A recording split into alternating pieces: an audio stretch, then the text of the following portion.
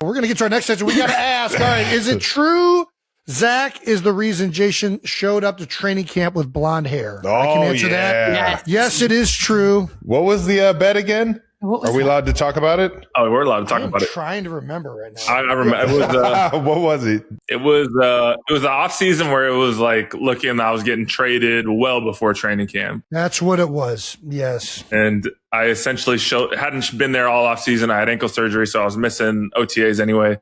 And I showed up for training camp with blonde hair. I don't regret much about my time in Philly or this career, but the one thing I do regret is kind of that phase is showing up to training camp with blonde hair. I liked it. That's really all that matters, honestly. It definitely looks smooth. It definitely looks smooth. I was fucking with it. But it was like so obvious, unfortunately, that my time was probably coming to an end, that Jason was like, bro, when are you getting traded? You're going to get traded any day now. If you're still on the team week 1, then I'll dye my hair. I had nothing to lose in this situation. I don't think I had anything like, oh, if I'm on the team, it was just seeing him every day. I just wanted Zach to have something to look forward to if he was still on the team. Like, at least Jason dyed his hair in a match. Like, exactly. And I will say, Jason, a.k.a. Guy Fieri, after that, looks phenomenal for that.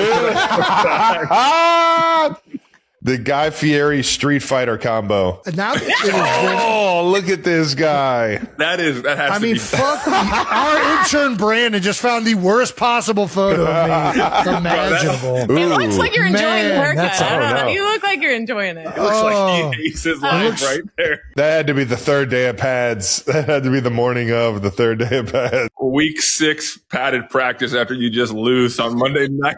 Yeah, I don't think Kylie liked your hair as much as I liked Zach's hair. But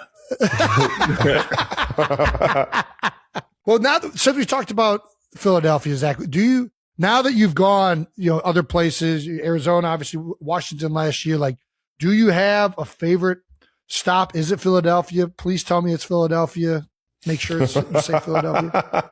I mean, when you spend 9 years somewhere, you're going to always have a natural affinity for the place. And the time we were there, got drafted at 22, spent the first 9 years of my career there essentially. And yeah, I mean, when you're there for so long, you're always going to have this special spot in your heart. Unfortunately, unlike you two, I wasn't able to play my whole career there. But it's been a blessing to play for Arizona and Washington the past couple years. But yeah, Philly will always be special. When you talk about the fight song, even when you're on the other sideline, when I was in Washington the past few years, it's still like subtly in the back of my mind, go singing it as I'm over there watching it. So yeah, it will always have a special place in our heart for sure. Zach, you have the most receptions of any Philadelphia Eagle ever to play. You have multiple 4th down conversions that led to the first Super Bowl ever in Eagles history. My only claim to fame is that I had a lot of stars. They were just like, hey, he's out there. He's out there again. He keeps doing it. He's doing the thing again.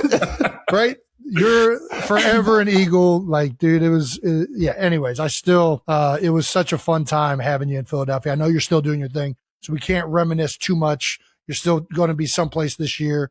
Anyways, yeah, just wanted to go down memory lane there for a second. What's your favorite memory from being a Philadelphia Eagle? Oof. Besides the Super Bowl. I mean, the parade was obviously special. I think the thing I look back on fondest is like our core group of guys that we had together for a long period of time with you, Lane, BG, Fletch, myself. Like, it wasn't easy all the time for any of us. Like, there were times where like we would get killed in the media or whatever it was. And it's like, I always knew you 4 always had my back regardless of what we were going to. And I hope you guys felt the same about me. Yep. And it is a little emotional talking about it. I don't know why. But just like going through that, I would say just being around the guys, no one's going to remember about how many yards or catches or starts we had. But I do remember the day to day grinding in the stories of you kicking over trash cans because you didn't like the way a coach was treating someone else, or Lane hiding your helmet, or those are the things I remember about the day to day. I don't remember in week 11 how many catches or yards or if we won or not. But I do remember like those sorts of things the most. Those are my favorite stories to hear because that was Jason all day and every day growing up as a kid, and some of the teams we got to play on, I get to cherish some of those memories too. But a good Jason blow up always does the team well somehow. It's just like, all right, he's getting fired up. let's fucking get this thing going, baby. I still owe the Cleveland Heights hockey program a foosball table. That wasn't anybody's fault but yours. Yeah, I know. That's right. Yeah. If we really want to go down memory lane, that story of kicking over a trash can is like level 1 out of 100 stories I have. That is the lowest on the totem pole. But we're not going to do the that most today. shareable. This is a family-friendly program.